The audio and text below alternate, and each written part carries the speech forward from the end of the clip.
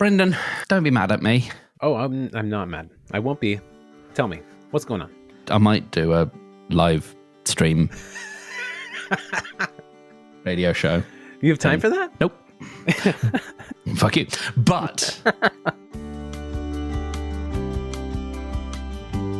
so I've had the good fortune to be working on a podcast where I am one host, and I have someone else who is the sort of expert who I'm kind of interviewing. Okay. And I was listening back to episode 0 this morning to give it my sort of thoughts, because it went to an editor and all that kind of stuff. And there was a thing. So the episode was about purpose, which is all a little bit, weighty and capital P and all that stuff. But it did get me thinking in terms of, so we've had some discussions, you and I, about things that I want to do that I didn't want to bring to Convergence because, in my words, it sort of felt uncharismatic. And the reason was, it was self-serving, if you like, because there was no broader purpose behind it. The purpose being, what are you doing that isn't about either making money or like feathering your own nest or furthering yourself? And I came up with a purpose statement this morning. Ooh. To accompany and entertain those who don't know how brightly they shine. And that's beautiful. Thank you. And having realised that, I'm a lot less shameful. I can be more shameless about the things that I want to achieve over the next 10 years. Because now, I'm like, it's not about me necessarily. Or it is about me, but it's not about me being brilliant. It's about me being useful and finding the ways to use this thing, whatever this is in my head and the space between my head and my brain and my mouth, and the things that come out of said mouth to, keep a light on for people and to be a source of entertainment and comfort. And that requires a lot of... We talked a few weeks ago with Billy, and I was using the word audacity, but I will actually go with, I think, courage at this point, because it's good, scary, because it involves a not inconsiderable amount of self-belief. Yes. And I thought about it this morning, and I'm like, no, I think there's a space for what I do. And that doesn't mean I'm already brilliant at it. We've talked before, I think, there's this book, 10x is easier than 2x, I think it's called. And the notion that you aren't, you're not going to be, you lack the skills and the talent to be where you want to be. That's why you're not there, because if you had those things, you'd already be there. So don't be intimidated by the fact that you don't have those skills. Yeah. So part of Mark wants to start a radio show, sort of as a kind of initially as probably a Facebook or a Twitch live stream, is it's really good practice for what I'd love my career to be like in a few years' time. Let's get good at that. Let's get good at speaking for a bit of time, not about me, but about other things. Things that are perhaps on my mind, but things that are interesting, funny, entertaining, captivating in whatever senses. And holding space, as they say, for the listener and their questions. And having done, I don't know if you were around for... 'cause the timing might not have worked out, but I had a bit of fun during the pandemic I was doing live streams on Facebook where I sat at the keyboard at my digital piano. Yeah. I think I tuned into one or two of those. Yeah. It's amazing. Yeah, it was really fun, and I had people connecting over Facebook and pop in little messages and stuff, and it was lovely to have that sense of just being around people, being with people, and that's sort of the idea that's kind of in my head. And so I'm working with a chap who is starting a radio station. This has been a conversation that's been going for about a year, I put the question to him today. So I'm like, because I think I'll do it anyway, but also, would it be something that the radio station would want to carry? Because they're already carrying the new podcast Undo. So it's all thinking, I now have this broader purpose / mission to against which to evaluate any decisions I make. I like it. Because I can now go, is this in line with my purpose to accompany and entertain people who don't know how brightly they shine. And, you know, at the beginning, some of that will be about, that's great, but I'm not getting paid to do that. So what will you know, ensure that I get paid to keep the lights on, and is that going to be a detriment to the broader mission? You know, that kind of stuff. That's amazing, dude. Yeah, it's kind of like your mission statement is kind of like the authentic code kind of thing as well. It's something you check yourself against, check your actions against. Ooh, nice water bottle. I like when you mentioned it, it reminded me of when we were on Mount Tabor, and you said, "I'm tremendous company." And it seems fitting. So I like that a lot. The deeper truths that must be, that obviously are there when that get revealed when you take psychedelics. Yes. Yeah. How is that? How has that felt now? Like a week and a half out from taking psychedelics. What an interesting question. So, I can't remember if we talked about this in what is now last week's episode. But I had in my head this identity of the Maestro, which was this sort of way I was referring to that kind of inner voice that was there and guiding me and being with me and showing me stuff and kind of in some ways keeping me safe. Yeah, feeling safe. Yeah. But also showing me, great things and in a very, I don't know, almost like P.T. Barnum kind of way.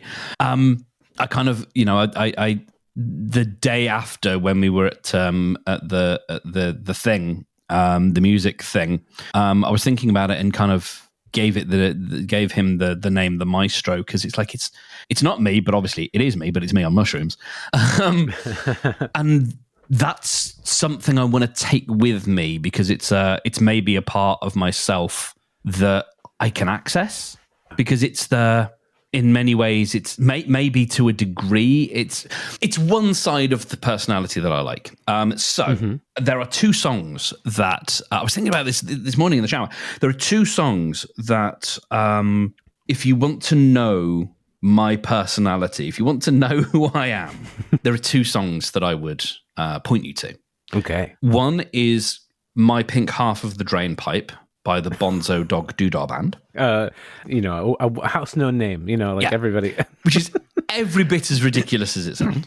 It sounds pretty ridiculous. You might be familiar with a song called The Urban Spaceman. Or you may not. That's fine. They used to knock around with Monty Python. They were a sort of surrealist band back in the day. Okay. My Pink Half of the Drainpipe is... might I be permitted to read you some lyrics that are? This is a spoken word section at the end of the song. The chorus normally goes, "My pink half of the drainpipe separates next door from me. My pink half of the drainpipe, oh mama, belongs to me." And it goes all sorts of places. And then the end goes, "My pink half of the drain pipe separates me from the incredibly fascinating story of your life and every day-to-day event in all its minute and tedious attention to detail. And was it a Thursday or a Wednesday? Oh, no, it wasn't, though. Oh, who cares? Because I do not. So human, if you're human, I intend to be a freak for the rest of my life, and I shall baffle you with cabbages and rhinoceroses in the kitchen. Incessant quotations from Now We Are Six through the mouthpiece of Lord Snooty's giant poisoned electric head. So there." So you've got that, which is very Maestro. Like, it's very silly, but it's also grand. It's grandiose and it's big and it's very, very silly. Yes. But what there is also in this song, because it's really, when you look at the song in its totality, it is a guy who lives on a normal street, in houses that are very close together, a semi-detached house, and there is a drain pipe separating the two houses. Very common. Yeah. His half of the drain pipe is painted pink because he's a weirdo. Right. Yes. And the guy he lives next to is not a weirdo. And so, it starts with you speak to me across the fence of common sense. How your tomato plant will win a prize. Won't that be nice? And by the way, how's your wife? Your holidays were spent in Spain. You went by train. You'd go again. And it's just, and then the next, again. So that's in his big Maestro voice. The next voice is, have you seen the new bullfight poster on the wall? Do you know the happy memory it recalls? Here's a photograph of me and my son Ted. That's me cousin with an Anki on his head. And it's just, it's mundane and it's just boring and it's just ugh. Sure. And then he comes in with my pink half of the Drainpipe. It's magnificent and it's me to a T. I think it's everything I love about life. It's you're in close quarters with normal people, but you're a freak. Yes, and you intend to be a freak for the rest of your life, and I love it so much. Right, so that's one half of my personality. One half of your Drainpipe. One half, as you say, my Drainpipe. The other half is a song by Elbow.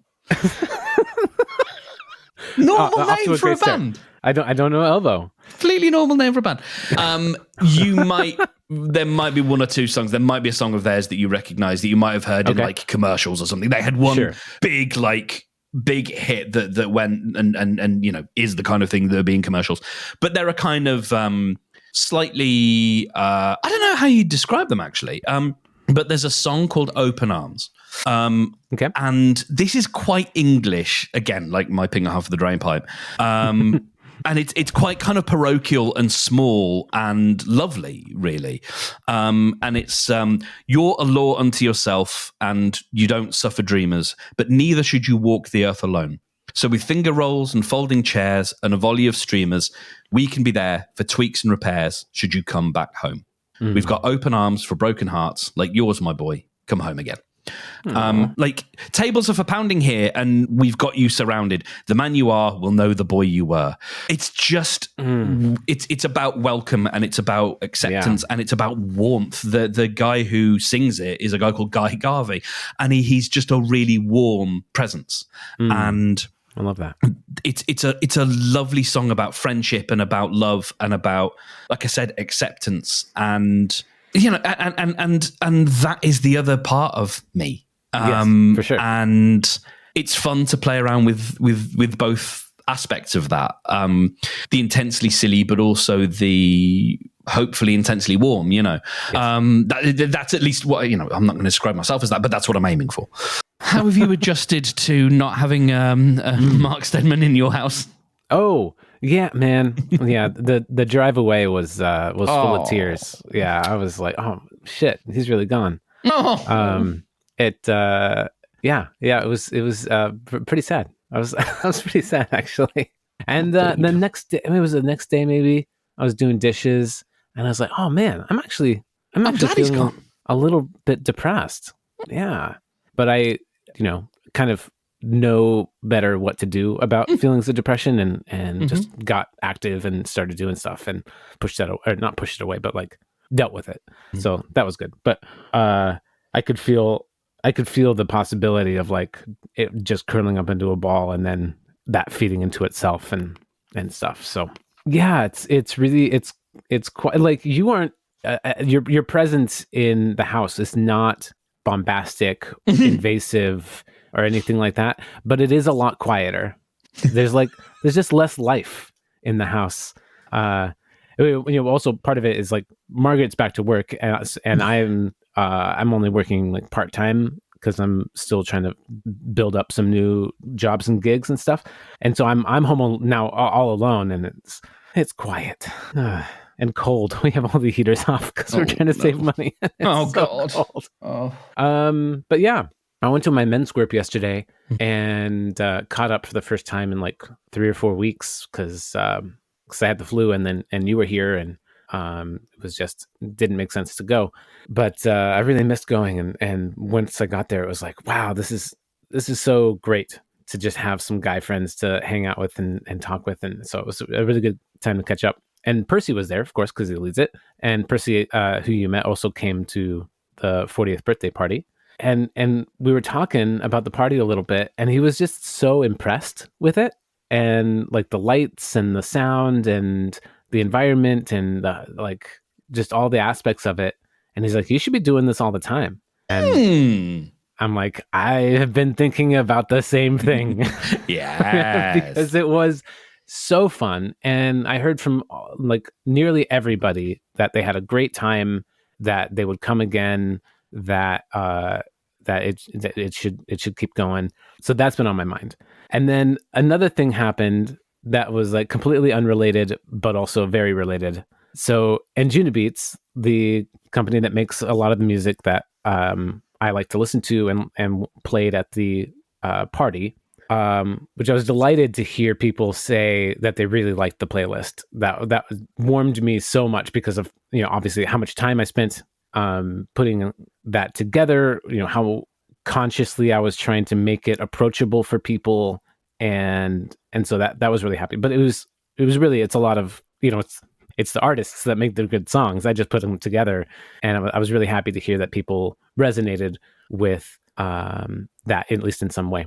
And so Anjuna Beats, they're celebrating 25 years of being a record label this year, and they have they have 2 extra sub-labels. So they have the main Anjuna Beats, which is like trance music mostly, and then they have a sub-label of Anjuna Deep, which is house music. So trance music is very dynamic. It's like a sine wave. It goes up and with big peaks and gets really loud and dancey, and then it kind of comes down and gets softer, so you can like rest a bit, and then it swoops up again and down again, up and down.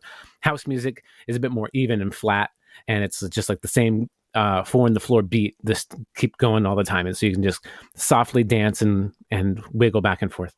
And then they had a couple years ago, they created a third branch sub-label, imprint, if you will, that was called Reflections, and it was more down tempo and beatless and quieter stuff. So it's not something to get you dancey, but something just like kind of like chill out and kind of rest.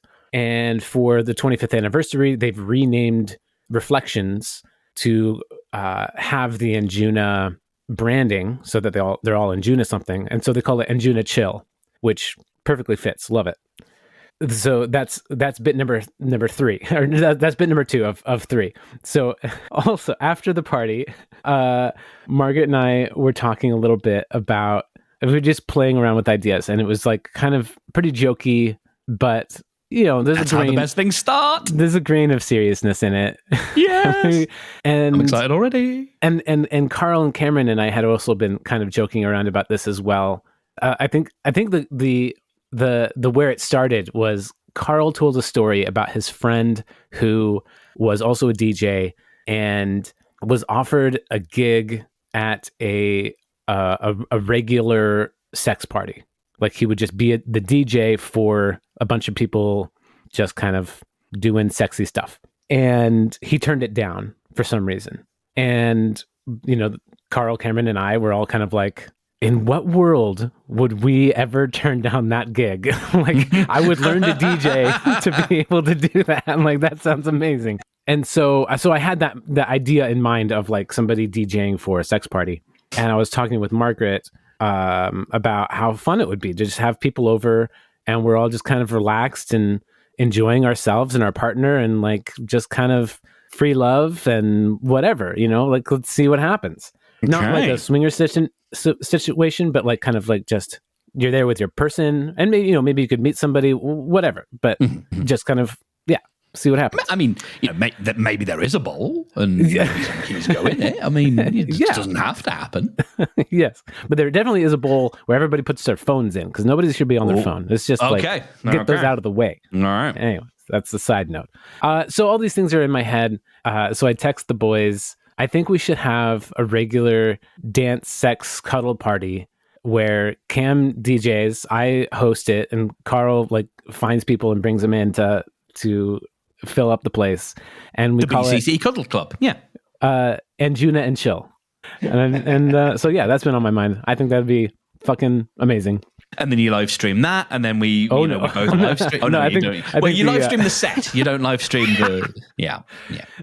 No, I would actually just fix a camera on Cameron, and then all of you watch Cameron's face as he's watching the things that are happening whilst he's also trying to DJ. That would be really funny. I like that one a lot. DJ reacts to sex party. Sorry, cuddle party. And Just the eyes he's get bigger. typically very like stoic and stone faced, and like kind of, but he does have reactions. Like sometimes he'd be like, "Oh." Very staccato reactions. Just like, dancing. Oh, oh man, that's pretty funny. I hope he listens to this and gets a kick out of it. Anjuna and Chill. This is very cool. So when's this happening? Oh man, have you got time for this? Fuck you. I've got so many. I've got so much work to do. Oh man, but fucking sounds. I gotta get together with the guys and talk about, like, I just texted them and they kind of reacted to it a little bit, but like I don't know. I'm like 70% serious about it. I'd fucking do it. You dare me. This is my problem. I love it when people do things. So I absolutely dare you, because I just love it. And we could like charge a cover and and that was something that Percy was mentioning too. Is like, you've got a great setup there. It's like, it's really like people would like this, and put out some psilocybin tea for sure. For sure. That was one of the things that Carl like mandated. He's like, you get a nice warm room in the back and some psilocybin tea, and then I'm there. Yeah, I do like the idea of for me to. It being dry, no alcohol, but there's psilocybin tea. I just love that. That tickles me. I think that's such an interesting notion, because I think alcohol. I mean, I might be wrong about this, but I feel like alcohol can go different ways. I mean, too many mushrooms, as we've discussed before, can take you into too many places. But and it might not be just mushrooms, but weed as well. Or as my family insist on calling it wacky backy. Weed? Yeah. They call weed wacky backy. Yeah. It's fine. It sounds like a 70s thing. Yeah. I think it never really evolved from that. It's also great in a Liverpudlian accent as well, if you go wacky backy. Anyway, anything that helps with the I don't say removal of inhibitions, but the damping down of them, or the tamping down of them, has got to be good. And alcohol's good for that. Like I've I don't know if it's been here that I've talked about it before, but like the 2 drinks in, like 2 beers mark, right, is reasonably chill and competent and able to be a human in the world and not worry quite so much about just his general everything. 2 beers mark is kind of a, he's an okay guy. He's fun to be around. And I'm very conscious of that. I'm very conscious of, I don't use alcohol in that way, because it's such an easy crutch. It's so easy to slip into that. Like, if you decide that you need 2 beers to function, then that's a problem. But I have tremendous sympathy for people who do need that. There are people whose brains just won't shush without a couple of beers, and they end up with drinking problems. TikTok consistently keeps wanting to show these people to me, and it's like, I don't know why that's so funny. It's really funny. It happened when I was on holiday a couple of years ago. It's just like, kept showing me this person who's just like going through some stuff, and their brain's on fire, and they've got all sorts of conditions, and that's why they drink, and now they're trying to go dry, and it's like the pain that they're going through, not just of being dry, but also having to unnumb. And I was thinking about numbing today, and how I think, again, like, you and I have different attitudes towards certain things, but I think we're both very aligned on the things that we do and take that are numbing something else that would be good to try and address when the time is right. The time isn't always right, but when the time is right, try and address the numbing. For sure. Yeah, I was thinking about that after you left. When I was feeling kind of down and depressed, I was like, man, I just kind of want to check out. Like, I don't really want to be. I've been me a lot lately, and tell me about that. Yeah, I feel like, planning for the party was a lot of me thinking about me and even my friends and my house and my things, and it just really felt like I was thinking about me a lot, and really in the Brendan of it all. And it just it hit me. I'm just like, man, I'm like, I also, was like, oh yeah, this is why people love movies or video games or books, because they can experience a different life for a while, and their brain doesn't know the difference. It imagines that it is that thing that it's observing or whatever, and I've actually, and that's good. That distraction, or there is a better word for it, but that departure. Excuse me, Roscoe. That departure is healthy. But yes, there is. Yeah, there's then another level. Yeah, you can get trapped in that and stay too much time in there. Yeah, but so actually, I have been watching a few more movies lately, and I don't know. I just kind of felt like wanting to check out a little bit, and kind of missing weed slightly. I'm off of it because of fertility, because it hampers with the semen levels and stuff and functionality. But I don't need that, but it's just kind of nice to like be able to have that as a tool when you want it occasionally. Yeah. Well, have you tried the I don't know if it's probably too soon. You probably have no need to sample some edibles. But I'm curious if you tried the edibles you picked up at Oregon. I haven't yet, because sometimes there can be a bit of depending on the stuff, there can sometimes be an effect the next day. And so I just thought, as I'm getting back to work, let's not roll that die. Yeah, for sure. Yeah. Might enjoy myself tonight. When was the last time you did an edible? Oh my God, I've never actually done. So, okay. The high lasts longer, just to let you know. Okay, that's interesting. Yeah. So back in, my God. It takes longer to start and it lasts longer. Very much. Yeah. Yeah, it's like 45 minutes an hour or whatever, I think the chap was saying. Back in, I don't know, 2002, 2003, I went to a house party and someone had purportedly baked muffins with some weed in them. And either that was not true, or there was, not enough to do anything with. Like, I don't know, an eighth split between like 12 muffins or something. So, I don't know if I did then, but that would have been the only other time. And I think, no, actually, yes, I had a muffin when I was in Amsterdam. And I can't remember. So we were also smoking as well. So I have no idea what the muffin was and what the smoking was. I do remember being asleep and walking home to our hotel. Being asleep and walking home? Yeah. Like absolutely. I would say asleep, but also walking back to the hotel. That's the best way I can describe it. Yeah. What a great time. Whenever you talk about Amsterdam, it's a drug fueled dream like escape in my mind. Yeah, I mean, I have some sober memories of it, but not many. Mostly the airport, probably. Yeah, checking in. And my before we hit the hotel, my lungs being opened, having that experience in the bar where. Like, you have to, your lungs have to actually go, okay, I shall accept this poison. Oh, man. So yeah, that's going to be a fun little journey. See how that goes. I'm hoping that because it takes longer to hit, and because presumably there isn't that sort of, rush, that sort of on rush as you get with smoking. No. Or vaping. I'm hoping it's not going to make my heart race. As that would make sense to me. Yes. Yeah. We shall see.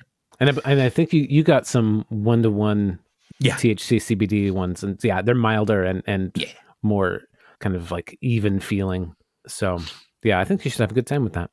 Yeah, and I also like knowing what I've got. That's the nice thing actually about the whole dispensary idea is like I know what the balance of the two things are, and also his advice about take this, don't take this kind of thing. Yeah. Whereas if you just go buy some nugs from your guy, or in my case my girl, You don't really know. I mean, yeah, they might have an idea, but they might not. They might say it's a this, that, and the other, and like, I don't know what that means. But actually, to be able to see what the levels are, because it's been somewhat cultivated and regulated? Question mark. I don't know about that, but yeah.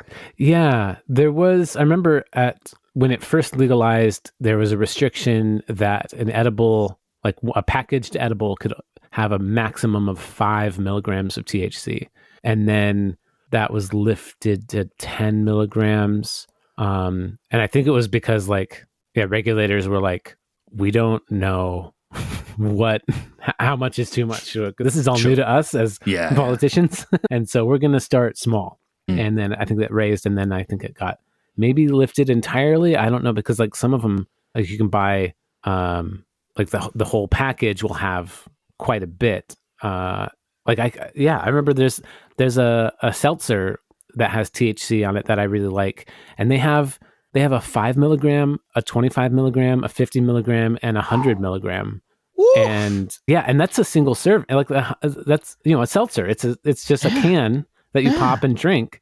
And I had one once. I gave a thimble sized pour into a shot glass and gave that to Cameron, and he was wiped out. He's like, wow, I don't know how you can even have any of that. And I drank the rest of the can. Goodness me. And I was just fine. All right, Kevin Smith. I was very tolerant at the time. I was vaping constantly, and I was luckily it's not like they're all the same price. So it wasn't like you're not paying by the THC amount. Yeah. So speaking of poisons, oh God. It's coming. Yeah. So we had discussed at a previous time that after your trip to Portland, you were thinking about trying Godmode. Mm-hmm.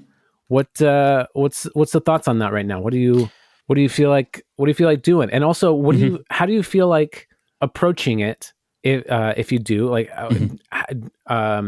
do you want hands-on help? Do you want to just try it on your own and report back? Do you want what are your thoughts on that? And I also have more to kind of share about my end of things on that as well. Excellent. My thinking is, in some ways, I might be of use to you, and also I think this is kind of how I like to. In some ways, this is how I like to rock. However this gets disseminated out into the world, people are going to do it, and they're going to follow they're going to make their own version of this, if you know what I mean. They're going to kind of concoct their own brew and follow their own counsel and whatever. And so what I want to do is take it bit by bit. So I have never been served by my tendency to go all in, all or nothing. And so I think rather than take the plunge, I'm going to walk down the steps into the pool.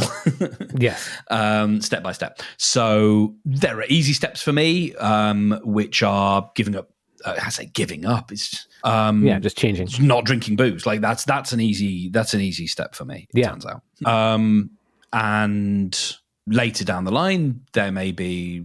And part of what it is, it's like I'm interested in figuring out what serves me, what I can see the difference in, and what is like, no, you know what, I'm okay on caffeine. That's not a problem. Or actually, you know what? Turns out after 3 months of being, not caffeinated, I've found this, change. When it's happened to me before, I haven't really noticed that much of a difference. So in a sense, you sort of say, well, why take caffeine then? But that's a whole different bag of dicks. And that's a because thought of I like it. Because there is that beautiful week where your tolerance has gone and you're building up that tolerance again, and you suddenly have lots more energy, and then so that's that's a question for another time. But I am definitely here for sort of the food is the first thing that I'm interested in attacking.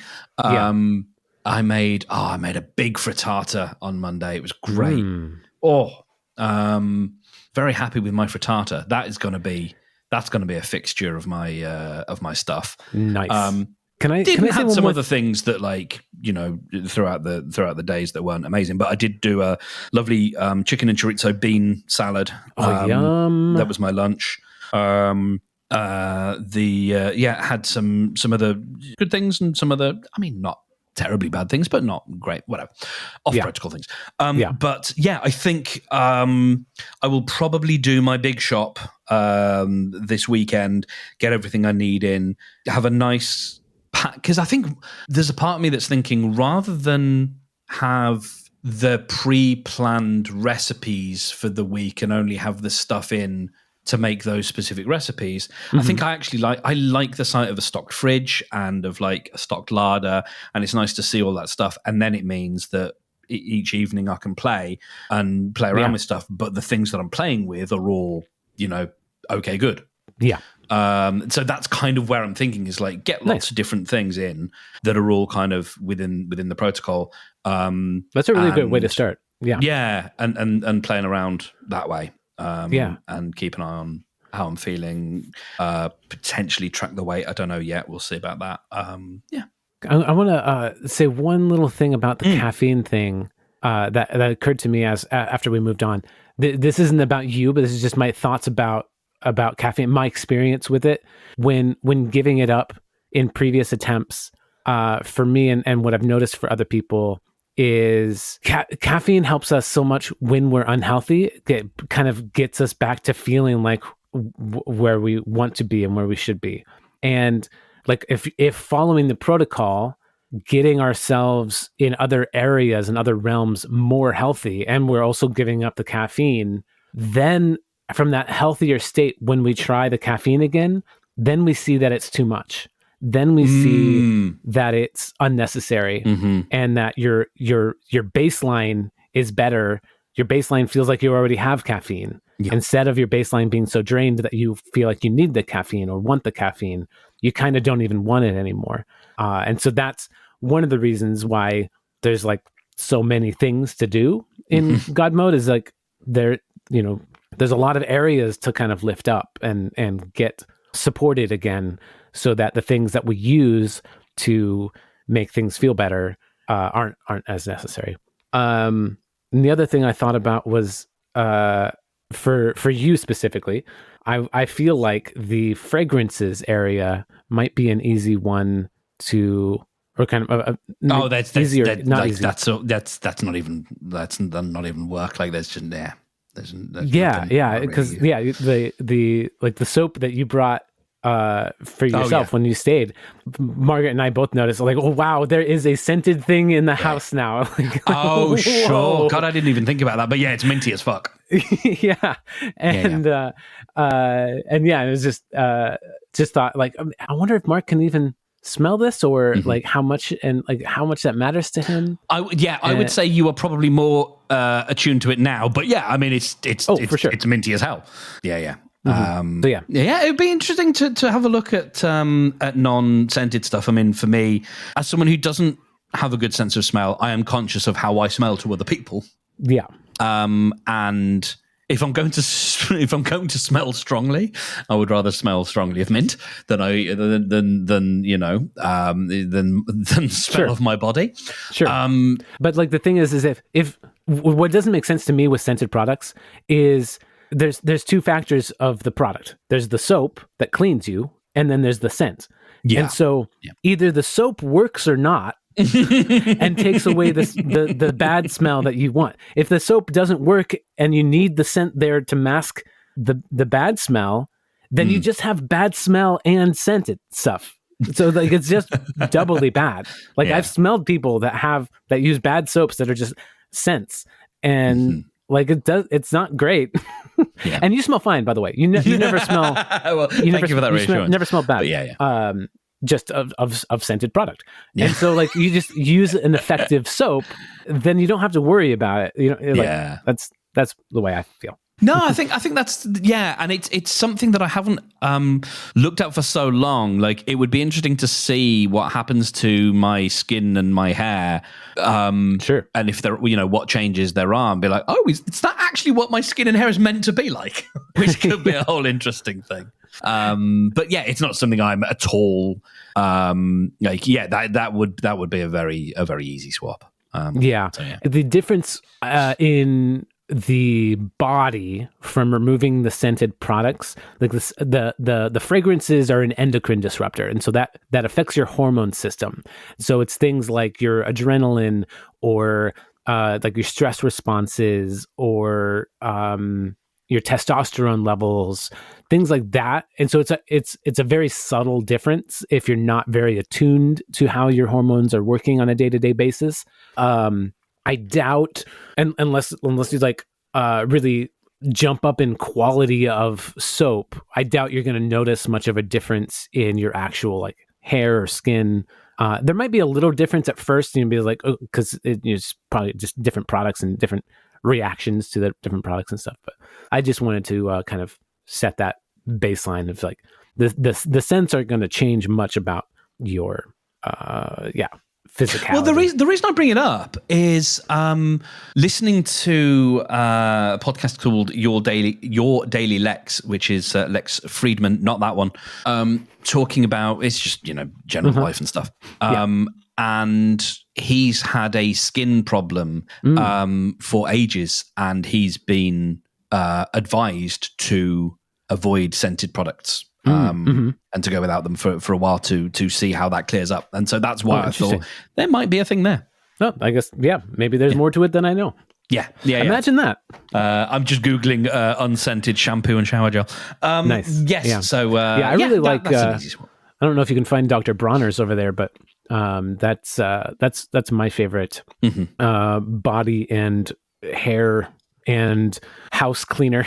it's a concentrate, so like you can just use like just a little drop on a big loofah, and it covers your whole body and head. And then you just use like, and then house. You use like maybe a quarter cup in a big thing of water, and it can clean your whole floor. So amazing.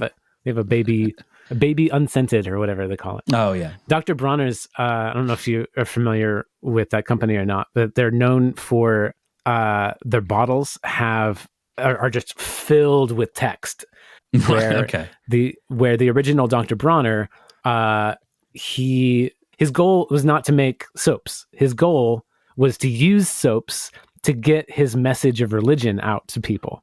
Oh wow. He I don't know how he found whatever he found, but it was the all-in-one. We are all one. We are all God.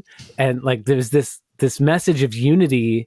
It was actually like, now having taken mushrooms, like it's a really quite beautiful message. But it came off super preachy because it was. But then he packaged it on top, he put it on top of this excellent soap. And so like that's how they get you. That's how they get you. And so it kind of took off, and he has since passed away, but his family is continuing the company, and it's grown. And now what's actually cool is that they've kept some of his mushrants, I guess. And preaches on there, but they've also added some more things about like how effective psilocybin therapy is for people with PTSD, and like they actually like there's more research based stuff on there now, and it's like so the bottle is still filled with text, but it's like it's different. It's cool. Who knew soap would carry a manifesto? I know. So yeah, I like that one. That's also very. That makes me think. Chuck Palahniuk must have read some bottles, because like that just feels so Venn diagrammy kind of. No, I get that for sure. Yep. Cool. I do have a thing to bring to this, which may be something to consider in Godmode if you haven't already. But one thing I just on a whim decided to implement this week is weekly reviews. So I used to have a sort of weekly journal thing in Notion, and I'd talk sort of vaguely about what was going well, what wasn't. How this started is I just wanted to keep across all of my client work to make sure that as much as I'm focusing on all this other stuff, the Mark Steadman of it all, that that I didn't lose sight of how I feed the cats and myself. Yeah. And so, making sure that, because I was feeling a little bit like I was juggling things and losing the ball. And so, like, it started as just like listing out, here are all of the clients. What have I done? Where am I? Like, have I checked in with them? That kind of stuff. And then there were sort of other things that I was putting in there as well. So, like, there's a section for personal stuff. There's a section for Roscoe and Bailey, just like checking in, stuff for the home. And today I added, with the help of ChatGPT, I'm a big fan of this idea of pacts, which is a different way of looking at goal setting. So instead of setting these arbitrary goals that have numbers attached to them, smart goals, this is another way of saying, what are the things that I'm going to do that are going to help move the needle and bring me closer to where I want to be, that are purposeful, actionable, continuous, and trackable. And it's an idea from Nest Labs. Link is in the show notes. It's very good. Not my idea. And so, with the help of ChatGPT, which knows like what I'm trying to do with Undo, I was like, okay, let's get some pacts together. So, like, I've got a bunch of checklists, a bunch of basically prompts or questions that I can keep track of each week to make sure that I'm keeping sight of these things that I want to do. And so they're just things I can tick off. And so, adding that as a process for Godmode might be, giving people space for reflection, space to journal. I think I know that journaling is a big part of stuff anyway, but I thought I would bring that up. Yeah, that's really fascinating. I would be keen to learn more. So I will check out the link in the show notes.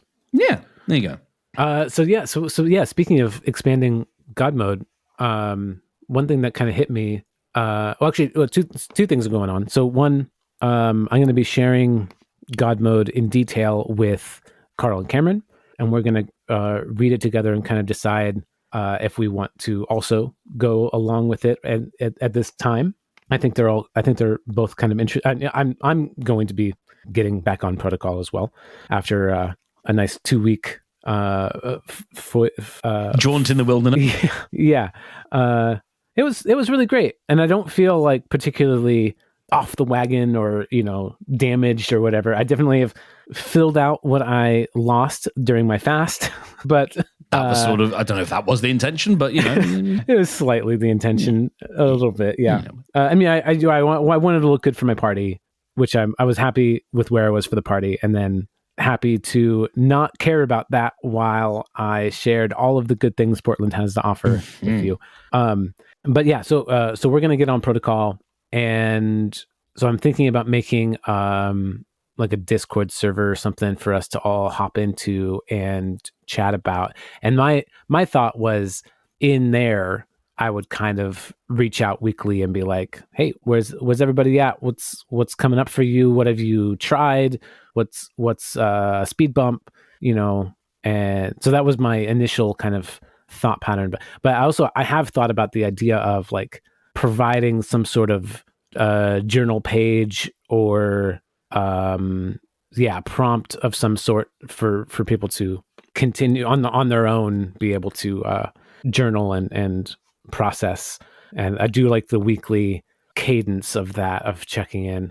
For me, when I was going through it, I was doing a daily tracking in an app called Dailyo that UV shared with me, and it was really great, and it was cool, especially for me at the time. Like, I was dealing with so much chronic pain and trying to see over time what things helped with the chronic pain or not, and so I could put a little colored face from red to green of how I'm feeling that day, and I'm putting in like, I had weed this day, I masturbated this day, I had good food this day, I had caffeine this day, whatever, and I could see, and it would even like look at trends and tell me like, yeah, when you had weed, you felt good that day and a little bit worse the next day, or that kind of thing, and so that kind of data was really super fascinating over the years that I did it, and it would have a really cool yearly dot matrix like graph that I could see over time of like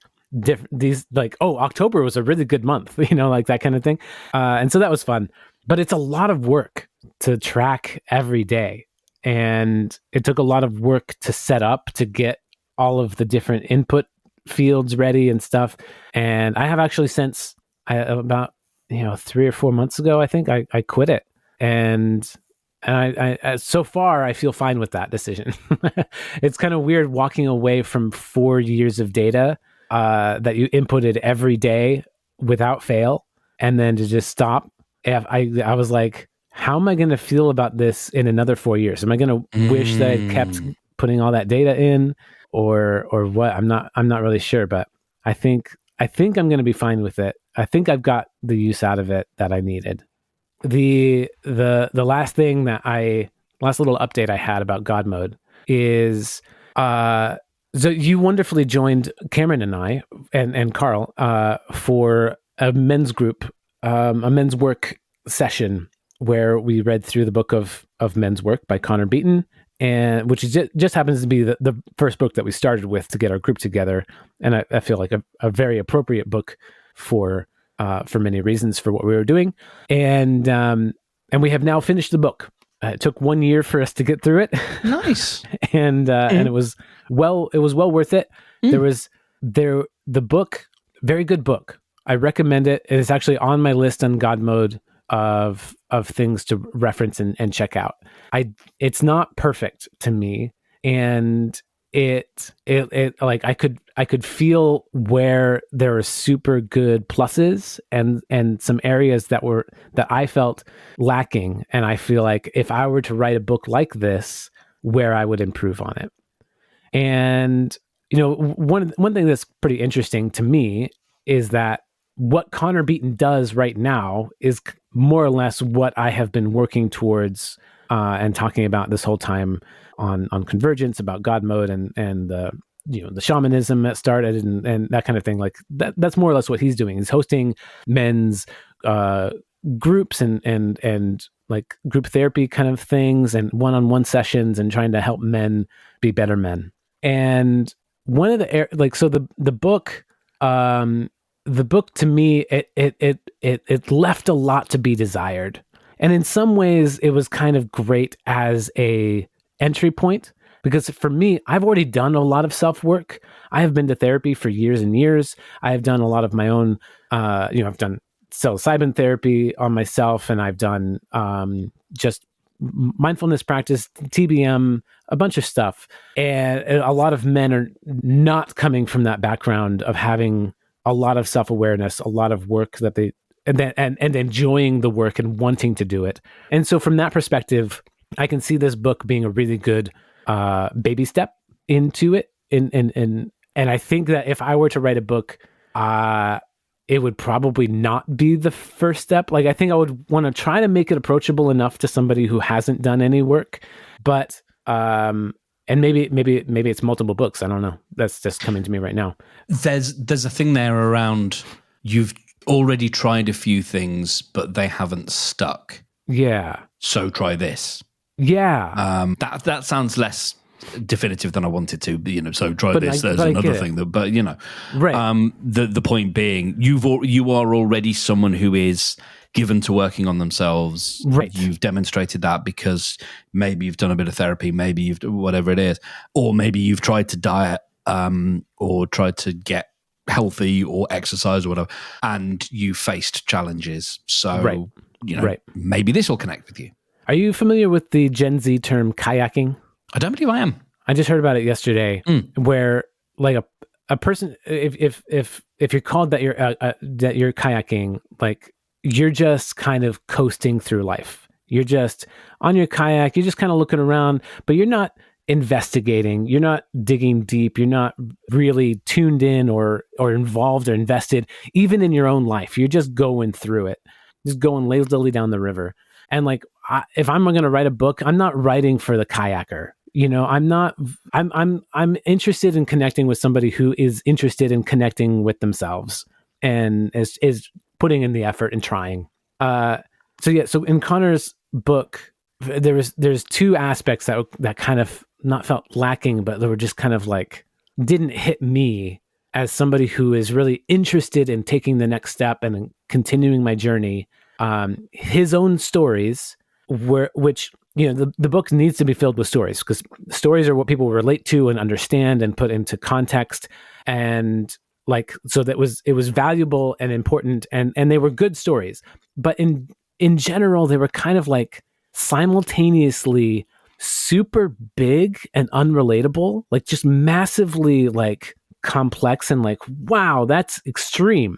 And at the same time, it felt like he always had a safety net. There was never a risk. It may have been super extreme, but it didn't matter. And that also felt unrelatable. And like, when I have a challenge, and if I feel like I'm going to hit rock bottom, like that's like, that's going to affect every relationship I have. That's going to affect whether I'm in a house or if I'm on the street, like that, these kind of things. And the way that he told his stories, you didn't feel that gravity. You didn't feel that danger. It was just like, yeah, and then I turned to my friend and told him everything that had ever went wrong. And he was just really supportive. And it was like, well, I mean, yeah, good. You have a good friend, but also like it feels like it undermines everything. I don't know. It's a delicate balance, because, yeah, you have good friends and they're there and they're supportive, and even when you think they're not going to be. But yeah, so that was one aspect. And then the other aspect is that, like, at the end of each chapter, not every chapter, but the end of most chapters, he would have a little section of questions to answer. And that's great. It's a little bit of involvement, a little bit of journaling, a little bit, some prompt. And that's essential. And if that wasn't there, it would be a really pale book. Mm. But then that was as far as it went. It just gave you some questions to answer, and it never dug deeper. It like and maybe this is too much to ask from a book, because it is pre-written and you're coming at it, and maybe it can't be as dynamic. But I want to see if there's a way for it to be a little bit more dynamic. Like, okay, you wrote down these answers. Now let's do some extra. Let's dive into it more. And like, if you scored this number, sure, yeah, then maybe think about these things. Yeah, maybe something like that, or maybe like, all right, now take your answers and journal on them more. Like, take each one of them as an extra prompt, or build an action plan of something that you're going to do about this. Or Michael Bungay Stanya, his How to Begin book, which I can't remember if you read as well. Yeah, I did. Yeah, I think that was so well done. It was. I did the audiobook. He did a great way of like, okay, we're going to write our thing. We're going to write our draft. And it's going to take you like 5-10 minutes. That's the time you should allot for this. And he was doing it with you as well, because he was talking about his, that was what was so good about it. He was talking about his big idea. And so he's working through this with you. Yeah. Phenomenal. Yes, it really was. Yes. No, that's excellent. Okay, so that's an example of how what I'm trying to articulate worked really well. Because he would have you take your one thing, and then you do a draft of it, and then you learn some more stuff, and then you come back to that draft and you do another version of it, and then you learn some more stuff, and you come back to that draft and do it a third time, and so on. That was what I was wanting from men's work, and that kind of this kind of work. Like, I want that, but for personal growth and not just a mission statement. And I kind of want to combine those things a little bit, and like, maybe it's read through this book once and think about one specific topic and take that topic through each of these prompts as you're going through each section. Or I don't know. I mean, it could be even a bit more like, all right, you go through the first thing. What's coming up for you after you answer these 10 questions? What's the most common answer here? And take that, and that's going to be your prompt for the next section, because that's what's hottest for you right now, or something like that. And then maybe at the end of the book, it can kind of be like a condensed version, so you don't have to read all of the stories again, but then you can go through the prompts in more like a speed run at the end. I like this verbal notes I'm taking right now. Got some good ideas here. But what happened is that I realized after I finished the Godmode draft, and after reading men's work, and also Margaret has been reading to me a book called The Will to Change by Bell Hooks. It's from about 20 years ago. This feminist writer is talking about the patriarchy, and I don't have a lot to say on it other than I love the book and I hate patriarchy. But the combination of the three things like really helped me see how I could take this Godmode draft and make a book out of it. And I realized like it's not in the same order that like in it this presentation of it is a very different format than a book. And I realized like how I would want to move the different pieces in the different order to make it more approachable and more like a step at a time, and make it a bit easier for somebody like you who wants to take it more slowly and less like dive in. Because this infographic, this setup I have now is very set up for dive right in. Even though I say in there like take it a piece at a time, it's like it's just giving you all the information at once. And so it's it's a bit choose your own adventure. It's you could dive all in if you wanted to. You could take it step by step. You could do however you want to, but it's like, here is everything. Whereas a book would be like linear, you're getting the pieces of information in an order. And that would be, the difficult part is like learning what the best order would be, or not best, but there would be an order for it. So it would have to. That's coming to mind is maybe everybody starts with, let's say, 1,000 points. Just like you start the book with 1,000 points. And the first bit, the onboarding stage, is let you do, as the reader, an honest assessment of the various areas in your life. For example, how many coffees do you have a day? How many beers do you have a week? And based on some banding, of 1 to 3 coffees a day versus 3 to 6 coffees a day, you subtract a certain number of points from your total. Yeah. And so what you're left with is this number. And then the levels of Godmode, in the game parlance, are based on if you have this many points, if you have, or maybe it's the other way around, however it works, but there'd be a threshold for each level based on the points that you have. So, if you're at, no one's going to be at 0. But if you're at, 100 points, level 1 is for you.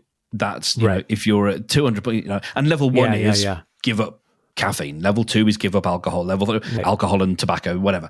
And that then gives people, hopefully, that ability to meet you, or gives the book the ability to meet them at where they are. Maybe. Yeah, I like that. The levels would have to be unmarked. Like it would have to give up one aspect, give up 2 aspects, give up 3 aspects, because somebody might never drink coffee, but they have 5 beers a day, and so like so on that you could do some sort of multiplier. And give each one a name, like this is your mini boss, this is your regular boss, and this is your big boss. And so if you feel like you need those beers, that's your big boss. Or if you've smoked for 20 years and you can't contemplate giving up tobacco, that's your big boss. That's your mega boss. What do you think your big boss is? Instinctively, I want to say it's my attachment to food. Sure. The meaning that I place on food. For sure. And there are ways to break that. I started a book. It was one of those where it's like, it was an audiobook, and it wasn't conducive to walking around because it had lots of like meditative things. And so it'll be one to revisit, so that I can actually sit with it. But it was when food is, I think it was called When Food is Love. And I think it's got some potential stuff in there. I picked up a book that I loved recently that had a similar issue where because I listened to my audiobooks at work and it came up with like these different meditations as it goes through the audiobook, and it was like, okay, well, because I'll put this away for later. But the book was called Intuitive Eating, by two women that were like doctors in food medicine or something, and was a really fantastic way of looking at dieting as the enemy, dieting being the enemy, dieting being the worst part, and reframing it all in a way that actually helped me with some overeating, and I was very pleasantly surprised how well it worked. It was it's like super simple and also kind of complex at the same time, and I don't feel like I definitely want to re-listen to it to be able to distill it down into a message that I could also share with people. But in general, I was happy to, like, the biggest thing is, like, don't make so many rules about it. There's no failing. You're just continuing. You're just eating, and it's not like you don't have to be on a specific diet. You don't have to achieve a certain thing. You just need to understand your relationship with food. That's a book I'd recommend pretty much anyone listen to that's struggling with food. Very good. Yeah. And as always, correct me if I'm wrong. Go Hawks.